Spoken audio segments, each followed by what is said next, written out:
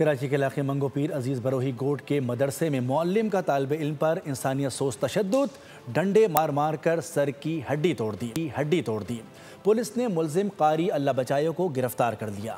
दर्सगाह या अकूबत खाना, उस्ताद जल्लाद बन गया, डंडे मार मार कर बच्चे के सर की हड्डी तोड़ दी। अफसोसनाक वाकया मंगोपीर अजीज बरोही गोट के मदरसे में पेश आया। 6 साला मासूम तालिब इल्म हसन अस्पताल में जिंदगी और मौत की कश्मकश में मुब्तला।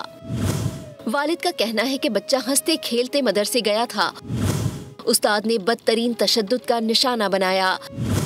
बेटा दर्द से बेहाल है, बच्चे को दौरे पड़ रहे हैं, बार बार चीखें मारकर उठ बैठता है। मेहनतकश ने शिकवा किया कि थाने गया तो पुलिस ने कच्ची पर्ची काट दी। गरीब इंसान हूँ, अस्पताल और थाने के चक्कर लगाने पर मजबूर हूँ, इंसाफ फराहम किया जाए। 3 दिन तक टाल मटोल करने के बाद पुलिस ने वाक़े का मुकदमा दर्ज कर लिया। बच्चे पर तशद्दुद करने वाले मुलजिम कारी अल्लाह बचायो को गिरफ्तार कर लिया गया। सब्सक्राइब करें और बेल दबाएं ताकि कोई खबर रह न जाए।